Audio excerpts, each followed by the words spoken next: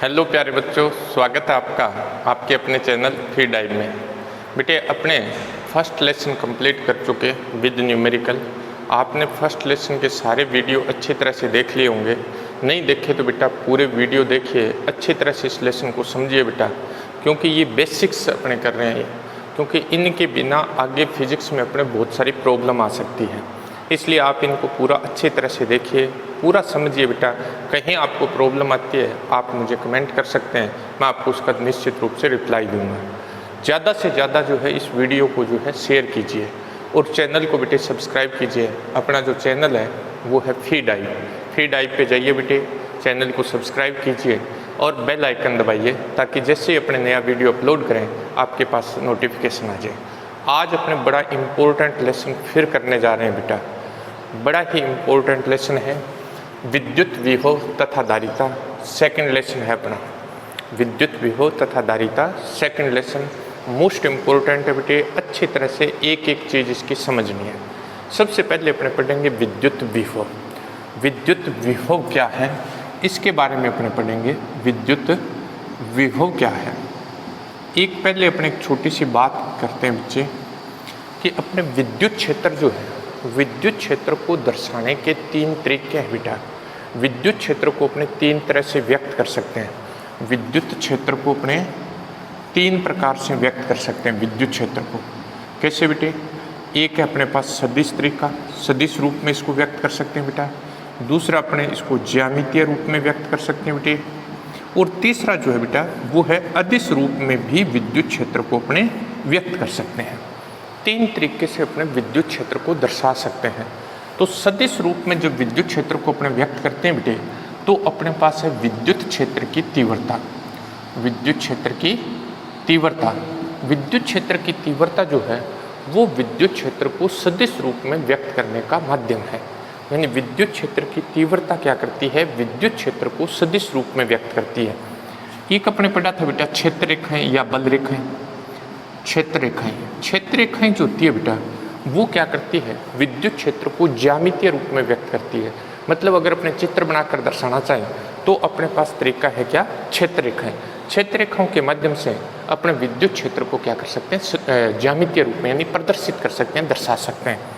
तीसरा जो तरीका है बेटा, अगर अपने विद्युत क्षेत्र को अदिश रूप में व्यक्त करें तब अपने पास विद्युत विभव। विभव जो है बेटा वो अपने पास एक ऐसी भौतिक राशि है जो विद्युत क्षेत्र को अदिश रूप में व्यक्त करती है। तो एक तो अपने इस तरह से लिखेंगे, विद्युत विभव ऐसी भौतिक राशि है, ऐसी भौतिक राशि, विद्युत विभव ऐसी भौतिक राशि है जो विद्युत क्षेत्र को अदिश रूप में व्यक्त करती है। अदिश रूप में व्यक्त करती है, रूप में व्यक्त करती है। मतलब विद्युत क्षेत्र को अगर अपने अदिश रूप में दर्शाना है बेटा, तो अपने पास एक बड़ी इंपॉर्टेंट राशि क्या है, विद्युत विभव है। या यूं कहें कि विद्युत विभव जो है वो विद्युत क्षेत्र को अदिश रूप में व्यक्त करता है। सेकंड अपने पास क्या है, विभव जो है बेटा ये बड़ी इंपॉर्टेंट प्रॉपर्टी है विभव की। विभव जो है बेटे वो क्या करता है, आवेश प्रवाह की दिशा का निर्धारण करता है। विभव जो है, विभव विद्युत विभव, मैं विभव ही लिखूंगा बेटा, विद्युत विभव है। विभव आवेश प्रवाह की दिशा का निर्धारण करता है। कैसे करता है, इसके लिए अपने कुछ चीज़ें देखते हैं, फिर अपने करेंगे। निर्धारण करता है, विद्युत विभव आवेश प्रवाह की दिशा का निर्धारण करता है। किस तरह से करता है वो बात करेंगे अपने पहले इन प्रवाह के बारे में थोड़ा सा पढ़ना चाहेंगे बेटे। क्या अपने को पता है बेटा, पानी जो होता है, पानी हमेशा किधर से किधर बहता है बेटा, ऊपर से नीचे की तरफ, ऊपर से नीचे की तरफ, नीचे की ओर प्रवाहित होता है। यानी पानी का जो प्रवाह होता है वो हाइट से लोएस्ट पॉइंट की तरफ होता है बेटा, ऊपर से नीचे की तरफ पानी का प्रवाह होता है। यह प्रवाह पानी की मात्रा पर निर्भर नहीं करता है। जैसे छत पर टैंक रखा हुआ है, उस टैंक में पाइप लगा के अगर नीचे अपने नल को खोल देते हैं तो उस टैंक का सारा पानी नीचे अपने टब में इकट्ठा कर सकते हैं। टब में चाहे पानी ज़्यादा हो जाए ऊपर टैंक से, लेकिन वो प्रवाह रुकता नहीं है। क्यों? क्योंकि हाइट का डिफरेंस है। तो पानी का जो प्रवाह होता है वो किस बात पे डिपेंड करता है? हाइट पे डिपेंड करता है। पानी हमेशा ऊपर से नीचे की तरफ प्रवाहित होता है, यह पानी की मात्रा पर निर्भर नहीं करता है। अपने ये कहें कि नीचे पानी ज़्यादा हो गया ऊपर पानी कम है तो प्रवाह रुक जाएगा, ऐसा नहीं है। जब तक कि उनका लेवल एक जैसा नहीं हो जाता है तब तक पानी ऊपर से नीचे की तरफ प्रवाहित होता रहता है। तो पानी का जो प्रवाह है वो किधर से किधर हो रहा है? ऊपर से नीचे की तरफ होता है। सेकंड अपने पास है बेटा ऊष्मा, बड़ी इंपॉर्टेंट क्वांटिटी है अपने पास ऊष्मा। ऊष्मा का जो प्रवाह होता है बेटा वो ताप पर निर्भर करता है। ऊष्मा का जो प्रवाह होता है वो किस पर डिपेंड करता है? ताप पर निर्भर करता है। ऊष्मा हमेशा उच्च ताप वाली वस्तु से निम्न ताप वाली वस्तु की ओर तब तक प्रवाहित होती है जब तक कि दोनों वस्तुओं का ताप समान नहीं हो जाता है। यह ऊष्मा की मात्रा पर निर्भर नहीं करता है। ऊष्मा का प्रवाह उच्च ताप से निम्न ताप की तरफ होता है। ऊष्मा का प्रवाह जो है बेटा वो हमेशा उच्च ताप से किधर होता है? निम्न ताप की ओर होता है। और ये जो प्रवाह होता है बेटा वो ऊष्मा की मात्रा पर निर्भर नहीं करता है। इसका अर्थ अपने पास क्या है?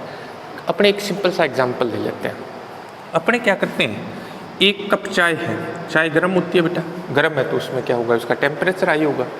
अगर अपने इस एक कप चाय को टेबल पे रख दें, चाय को टेबल पे रखते हैं तो क्या होता है? ऊष्मा का प्रवाह होता है किधर से? कप से वातावरण की तरफ।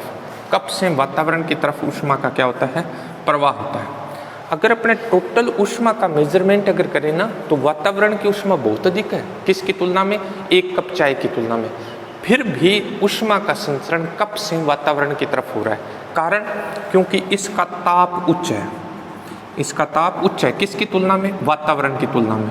वातावरण जो है उसका ताप जो है वो निम्न है। ताप क्या है? निम्न है। तो उच्च ताप से निम्न ताप की तरफ क्या होता है? ऊष्मा का संचरण होता है।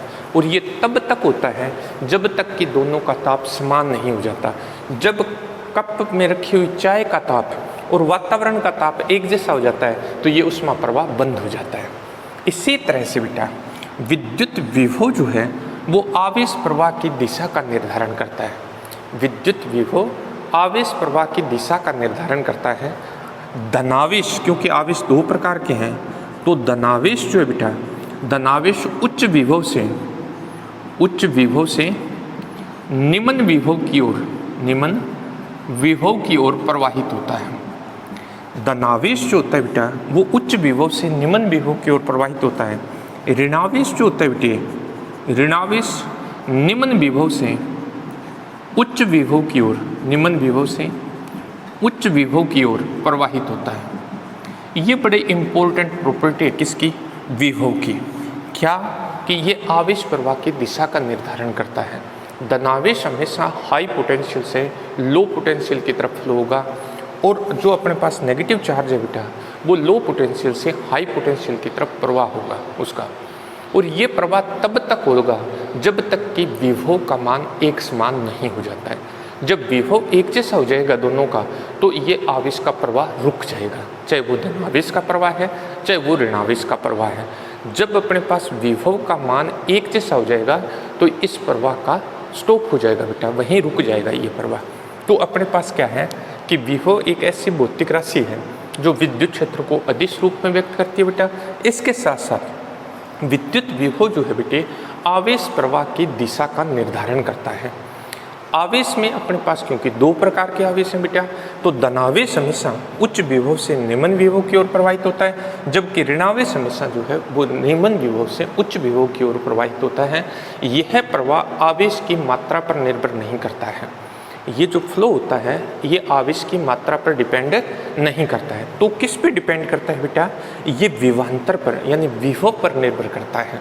ठीक है। और जैसे विभव एक जैसा हो जाएगा बेटे तो ये आवेश का प्रवाह जो है वो रुक जाएगा।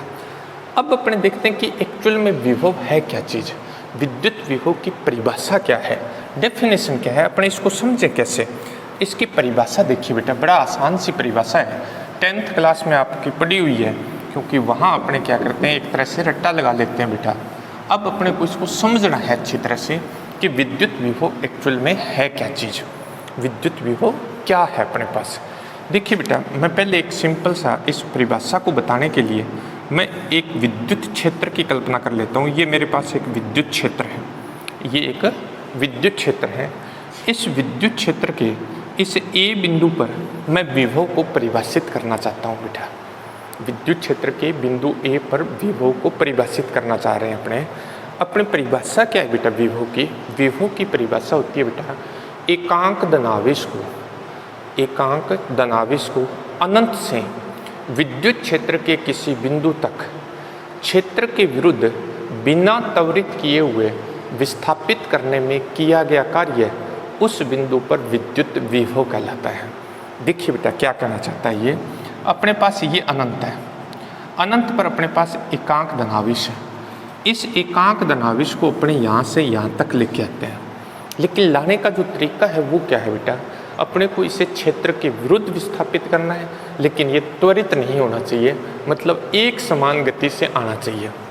जब अपने एक समान वेग से या एक समान गति से इसको ए बिंदु तक लेके आएंगे तो जो कार्य करना पड़ेगा वो कार्य ए बिंदु पर विद्युत विभव कहलाता है। परिभाषा देखिए बेटा, एकांक धनावेश को थोड़ा सा और अपने एक्सप्लेन करेंगे इसको। एकांक धनावेश को अनंत से विद्युत क्षेत्र के किसी बिंदु तक क्षेत्र के विरुद्ध बिना त्वरित किए हुए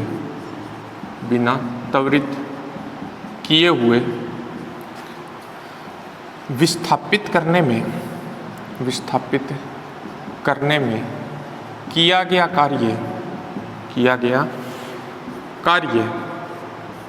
कार्य उस बिंदु पर विद्युत विभव कहलाता है।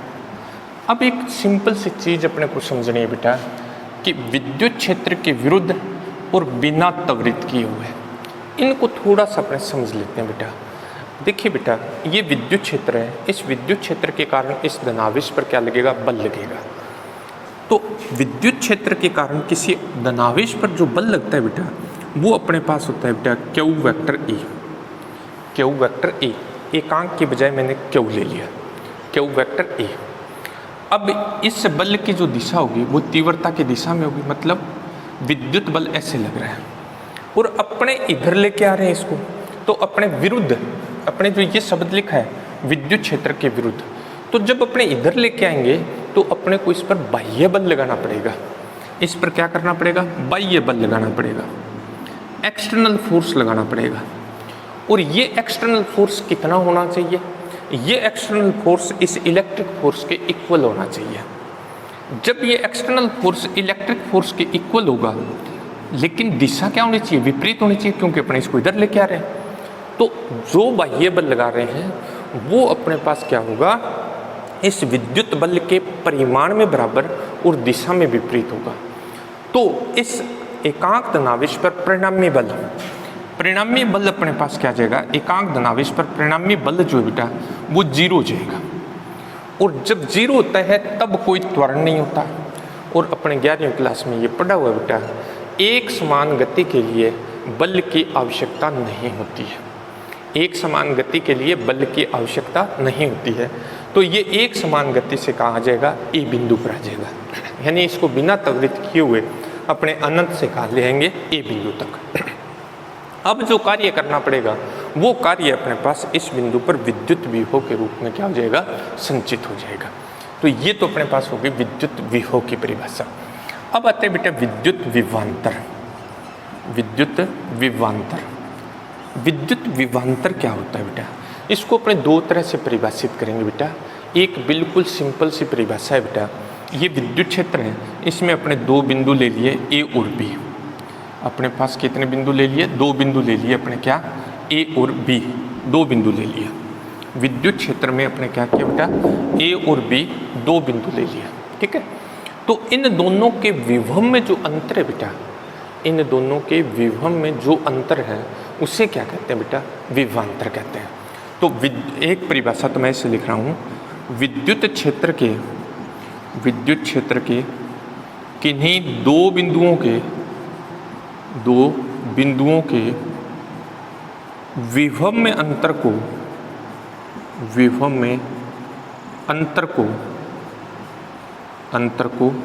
विभवांतर कहते हैं, विभवांतर कहते हैं। एक परिभाषा तो ये देंगे बेटा, विद्युत क्षेत्र के किन्हीं दो बिंदुओं के विभव में जो अंतर है बेटा, उस अंतर को अपने क्या कहते हैं, विभवांतर कहते हैं। एक परिभाषा अपने इस तरह से देंगे। ये परिभाषा अपने बड़ी काम आएगी बेटा। कहाँ काम आएगी, जब अपने न्यूमेरिकल करेंगे। दूसरी परिभाषा अपने पास है, ये एक्चुअल परिभाषा अब लिख रहे हैं, एकांक धनावेश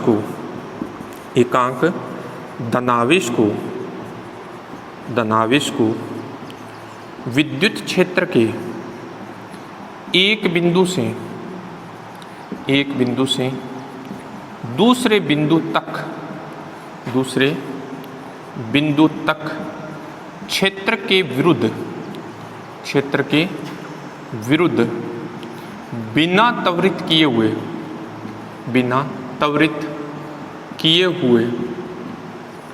विस्थापित करने में किया गया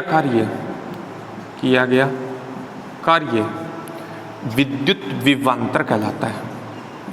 विद्युत विभवांतर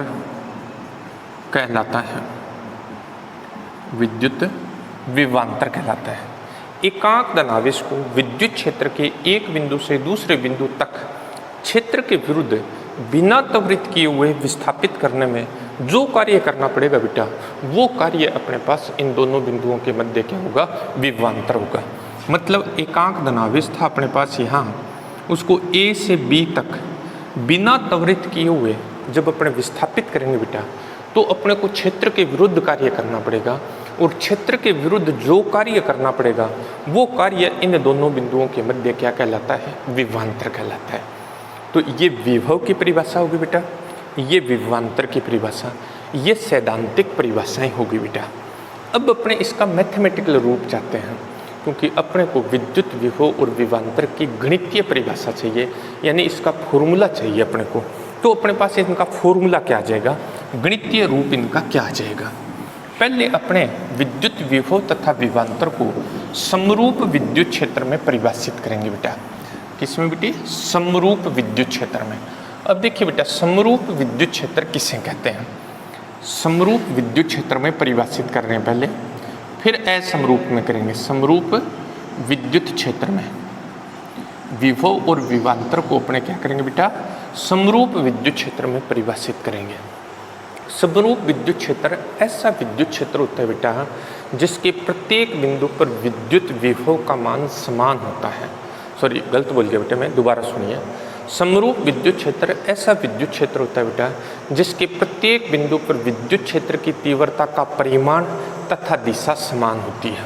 समरूप विद्युत क्षेत्र ऐसा विद्युत क्षेत्र जिसके प्रत्येक बिंदु पर विद्युत क्षेत्र की तीव्रता का परिमाण तथा दिशा समान होती है, वो समरूप विद्युत क्षेत्र होता है।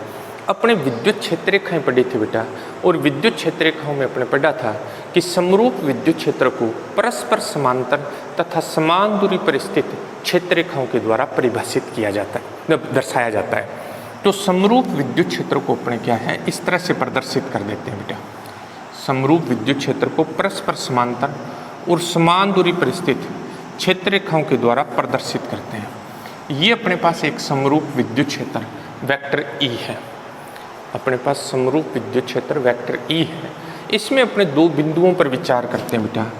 एक बिंदु अपने पास A है बेटा, दूसरा बिंदु अपने पास B है। अपने क्या करते हैं, एक परीक्षण आवेश Q0 को A से B तक विस्थापित करते हैं। तो अपने इस तरह से लिखेंगे, चित्रानुसार वेक्टर E एक समरूप विद्युत क्षेत्र है जिसमें दो बिंदुओं A तथा B पर विचार करते हैं। एक परीक्षण आवेश Q0 को A से B तक विस्थापित करते हैं, तो किया गया कार्य Q0 को ए से बी तक विस्थापित करने में किया गया कार्य, ये कार्य अपने पास आ गया बेटा WAB। अपने Q0 को A से B तक विस्थापित किया और A से B तक विस्थापन में कार्य कितना करना पड़ा बेटा, WAB करना पड़ा। तो एकांक आवेश को A से B तक विस्थापित करने में किया गया कार्य क्या हो जाएगा, WAB/Q0 हो जाएगा। और एकांक धनावेश को विद्युत क्षेत्र के एक बिंदु से दूसरे बिंदु तक विस्थापित करने में जो कार्य किया जाता है बेटा, उसे अपने क्या कहते हैं, विभवांतर कहते हैं। तो ये वाला जो कार्य अपने को प्राप्त हुआ है बेटा, ये कार्य A और B के बीच में क्या होगा, विभवांतर होगा। तो अपने पास क्या आ जाएगा, VB minus VA is equal to अपने पास आ गया WAB/Q0। ये बेटा अपने पास A और B के बीच में विभवांतर का गणितीय सूत्र आ गया। VB B पर विभव है बेटा, VA A पर विभव है, और दोनों का अंतर अपने पास किसके बराबर है, WAB/Q0 के बराबर है। मतलब एकांक धनावेश को विद्युत क्षेत्र के एक बिंदु से दूसरे बिंदु तक क्षेत्र के विरुद्ध बिना त्वरित किए हुए विस्थापित करने में किया गया कार्य क्या कहलाता है, विभवांतर। तो अपने पास विभवांतर का ये फॉर्मूला आ गया बेटा। ये बड़ा इंपॉर्टेंट सूत्र है, अभी अपने बात करेंगे इसके बारे में। अब बेटा यदि A बिंदु को अपने अनंत पर मान लें, यदि बिंदु A अनंत पर स्थित है, अगर A बिंदु अनंत पर है बेटा, तो अनंत पर विभव का मान 0 होता है। अनंत पर विभव का मान क्या हो जाएगा, 0 हो जाएगा। A को जैसे अपने अनंत पर लेंगे बेटा, तो A पर विभव का मान क्या हो जाएगा, 0 हो जाएगा। तो समीकरण 1 में अपने पास क्या आ जाएगा बेटा, समीकरण 1 से अपने पास आ जाएगा बेटे VB minus 0 is equal to W अनंत से B/Q0। VB minus 0 is equal to अपने पास आ जाएगा बेटा W अनंत से B/ क्या आ जाएगा, Q0। ये अपने पास आ गया बेटा VB is equal to W अनंत से B/Q0। अब अपने पास क्या हो गया बेटा, ये अपने पास हो गया कि एकांक धनावेश को अनंत से विद्युत क्षेत्र के B बिंदु तक विस्थापित करना है। तो ये B पर विभव का फॉर्मूला आ गया। इसको व्यापक रूप में अपने लिख दें, इन जनरल अगर अपने लिख दें तो व्यापक रूप में अपने पास क्या आ जाएगा, व्यापक रूप में अपने पास आ जाएगा बेटे V is equal to W/Q0 लिख सकते हैं अपने। मतलब विभव बराबर अपने पास होता है बेटा कार्य बटा आवेश। विभवांतर बराबर भी यही है, कार्य बटा आवेश। विभव बराबर भी अपने पास क्या हो गया बेटा, कार्य बटा आवेश। अब देखो बेटा, इन फॉर्मूलों से अपने क्या ज्ञात कर सकते हैं, अपने कार्य का मान भी ज्ञात कर सकते हैं। कैसे बेटा, अगर अपने को दो बिंदुओं के मध्य विभवांतर दिया हो और अपने से पूछे कि इतने आवेश को एक बिंदु से दूसरे बिंदु तक विस्थापित करने में किए गए कार्य का मान ज्ञात कीजिए, तो अपने पास आ जाएगा WAB इज इक्वल टू अपने पास आ जाएगा Q0 into VB minus V है। आवेश इंटू क्या आ जाएगा, विभवांतर आ जाएगा। आवेश गुणा विभवांतर। और अगर विभव दिया हो बेटा तो फिर W इज इक्वल टू अपने पास आ जाएगा Q0 इंटू V। यानी मोस्ट इम्पोर्टेंट है, बार बार अपने आगे यूज करेंगे बेटा इस चीज़ को कि कार्य का मान ज्ञात कीजिए। कार्य कैसे ज्ञात करेंगे बेटा, कार्य ज्ञात करने के अपने पास दो तरीके हैं। अगर अपने को विभव दिया है तो आवेश गुणा विभव हो जाएगा कार्य, विभवांतर दिया हो बेटा तो आवेश गुणा क्या आ जाएगा, विभवांतर आ जाएगा। तो ये अपने पास क्या आ गए, इन दोनों के गणितीय सूत्र आ गए बेटा। अब एक क्वेश्चन आता होता है बेटा, पेपर में कई बार आया हुआ है। जैसे अपने पास ये एक समरूप विद्युत क्षेत्र है। इस समरूप विद्युत क्षेत्र में अपने पास तीन बिंदु है बेटा, एक P बिंदु बेटे, एक ये Q बिंदु है बेटा, और एक ये R बिंदु है। प्रश्न इस तरह से आया हुआ था कि किस बिंदु पर विभव का मान अधिक है, किस बिंदु पर विभव का मान अधिक है। यानी तीन बिंदु इस समरूप विद्युत क्षेत्र में P, Q और R दिए हुए बेटा। क्वेश्चन था कि किस बिंदु पर विभव का मान अधिक है। तो सिंपल सा बेटा, अपने एकांक धनावेश को उस बिंदु तक क्या करेंगे, विस्थापित करेंगे। अगर अपने एकांक धनावेश को अनंत से P तक लेके आते हैं, अनंत से Q तक लेके आते हैं और अनंत से R तक लेके आते हैं, तो सबसे ज़्यादा दूरी जो तय करवानी पड़ेगी बेटा वो Q बिंदु के लिए करवानी पड़ेगी। अपने पास कार्य है, कार्य अपने पास होता है बल गुणा विस्थापन। जहाँ विस्थापन ज़्यादा वहाँ अपने पास क्या होगा, कार्य ज़्यादा। तो जो अपने डायग्राम बना रखा है उस डायग्राम के अनुसार क्यू बिंदु पर विभव का मान सबसे अधिक होगा, उसके बाद आर पर होगा बेटा, और सबसे कम विभव किस पे होगा, पी पर। जो अपना चित्र, ये जो चित्र अपने बना रखा है उस चित्र के अकॉर्डिंग अपने पास ये कार्य विभव जो है वो सबसे अधिक किस बिंदु पर आगे बेटे, क्यू बिंदु पर। अब बेटे अपने विभव और विभवांतर के मात्रक और विमा निकाल लेते हैं। विभव और विभवांतर के मात्रक और विमा। अपने पास विभवांतर का फॉर्मूला ये रहा बेटा, विभव का फॉर्मूला अपने लिखा था बेटा W/Q0। विभव क्या था, W/Q0। तो विभव और विभवांतर का मात्रक क्या है SI पद्धति में। SI पद्धति में विभव और विभवांतर दोनों का मात्रक समान होता है बेटा। मात्रक किस पद्धति में लिखेंगे बेटा, SI पद्धति में। SI पद्धति में, SI पद्धति में, SI पद्धति में, पद्धति में विभव तथा विभवांतर का मात्रक, विभवांतर का मात्रक। देखिए बेटा, कार्य बेटा आवेश है तो जूल बटा कूलाम होगा। क्या होगा बेटी, जूल प्रति कूलाम होगा। कूलाम है जिसे वोल्ट कहते हैं, वोल्ट कहते हैं। तो विभव और विभवांतर का SI पद्धति में मात्रक जो है बेटा वो अपने पास हो गया वोल्ट। अपने 1 वोल्ट को परिभाषित कर सकते हैं बेटा, 1 वोल्ट = 1 जूल बटा 1 कूलाम हो जाएगा। 1 वोल्ट बराबर आ जाएगा 1 जूल बटा 1 कूलाम। एकांक धनावेश को अनंत से विद्युत क्षेत्र के किसी बिंदु तक क्षेत्र के विरुद्ध बिना त्वरित किए हुए विस्थापित करने में यदि 1 जूल कार्य करना पड़ता है तो उस बिंदु पर विद्युत विभव का मान 1 वोल्ट होगा। एकांक धनावेश को अनंत से विद्युत क्षेत्र के किसी बिंदु तक क्षेत्र के विरुद्ध बिना त्वरित किए हुए विस्थापित करने में यदि 1 जूल कार्य करना पड़ता है तो उस बिंदु पर विभव का मान 1 वोल्ट होगा बेटा। ये 1 वोल्ट की परिभाषा है बेटा। अब आता है बेटा विमा क्या होगी। विमा क्या है, विमा कैसे ज्ञात करेंगे। अपने को पता लग गया बेटा, कार्य बटा आवेश क्या होता है, विभव होता है बेटा। तो कार्य की विमा बटा आवेश की विमा। कार्य की विमा अपने जानते हैं बेटा M1 L2 T-2। आवेश की विमा अपने जानते हैं बेटा A1 T1। तो अपने पास इसकी विमा आ जाएगी M1 L2 T-3 A-1। ये अपने पास विभव और विभवांतर दोनों की एक जैसी विमा होगी, एक जैसे ही दोनों के क्या है, मात्रक है। तो विभव और विभवांतर का SI पद्धति में मात्रक अपने पास बेटा वोल्ट है और विमा अपने पास M1 L2 T-3 A-1 है। अब आता है बेटा ये अपने समरूप विद्युत क्षेत्र के लिए परिभाषित किया बेटा। असमरूप विद्युत क्षेत्र में विभव और विभवांतर को कैसे परिभाषित करें। अगर विद्युत क्षेत्र असमरूप हो बेटा, पहले तो अपने ये समझ लें बेटा कि असमरूप विद्युत क्षेत्र है क्या चीज़। असमरूप विद्युत क्षेत्र है क्या। असमरूप विद्युत क्षेत्र किसे कहते हैं। इसको 3 तरह से समझ सकते हैं बेटा। पहला कि ऐसा विद्युत क्षेत्र जिसके प्रत्येक बिंदु पर विद्युत क्षेत्र की तीव्रता का परिमाण समान है परंतु दिशा भिन्न है।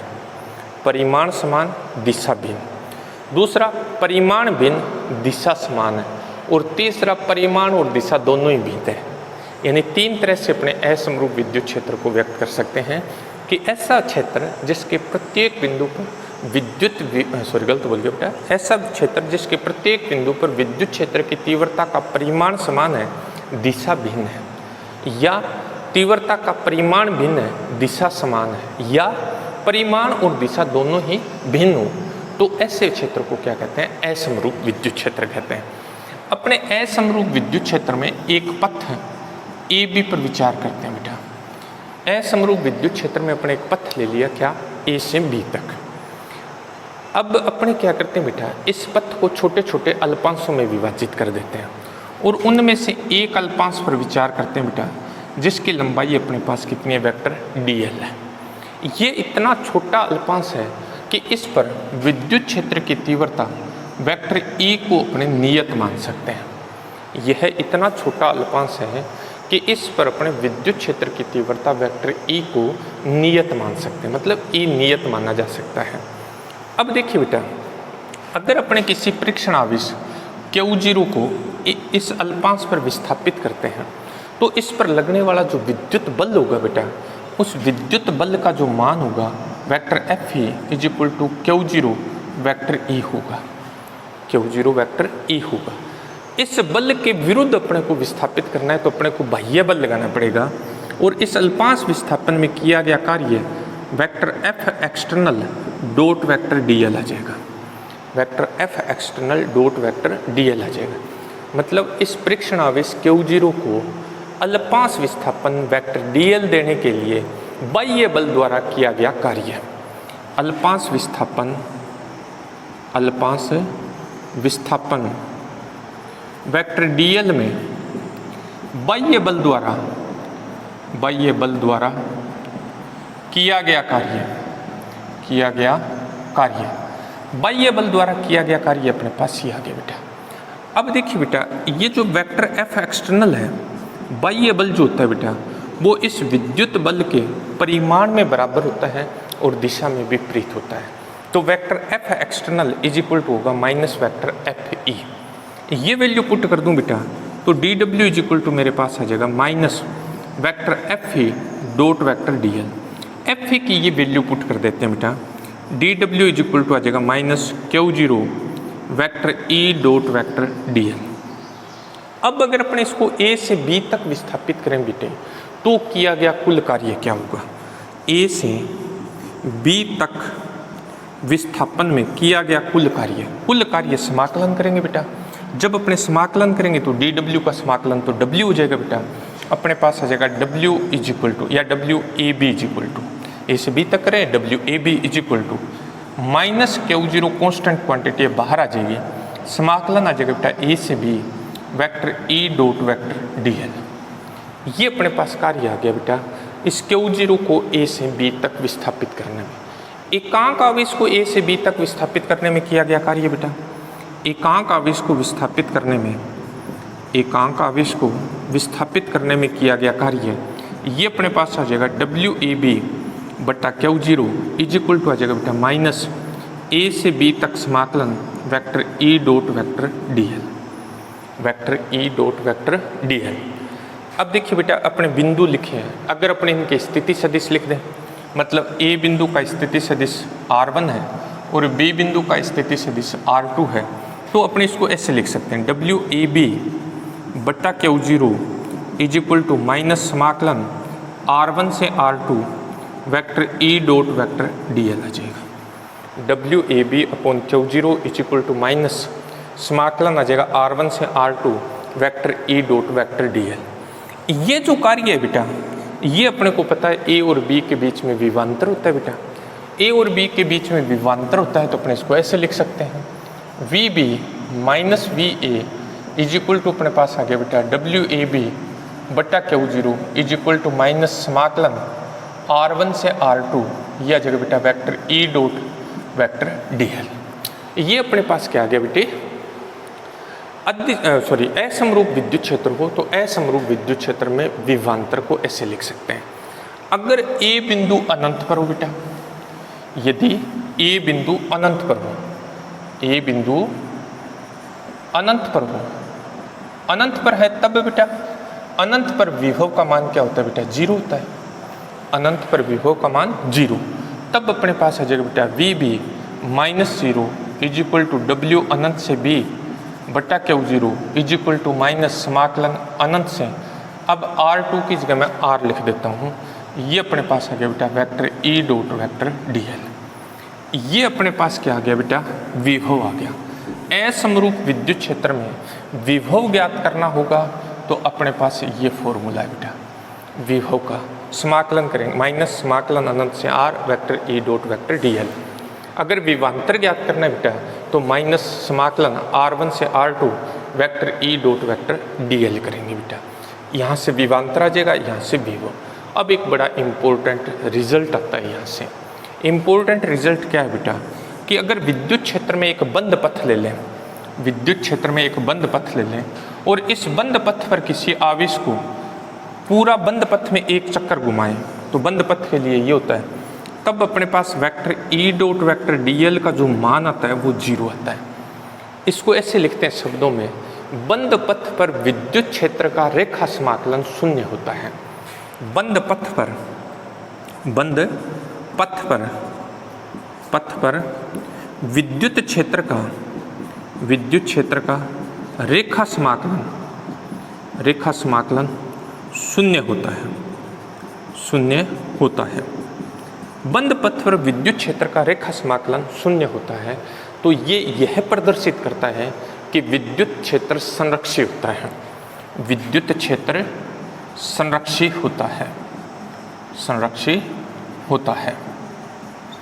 ये अपने पास क्या आ गया बेटा, विद्युत विभव और विभवांतर की परिभाषा आ गई बेटा। दोनों तरह से पढ़ लिए, अपने सैद्धांतिक रूप से पढ़ लिए, इसका गणितीय रूप पढ़ लिया बेटा, समरूप क्षेत्र के लिए, समरूप विद्युत क्षेत्र के लिए भी और असमरूप विद्युत क्षेत्र के लिए भी। वीडियो को बेटा पूरा देखिए, अच्छे तरह से इनको समझिए बेटा। वीडियो को ज़्यादा से ज़्यादा शेयर कीजिए बेटा, चैनल को सब्सक्राइब कीजिए बेटे। थैंक यू बेटे।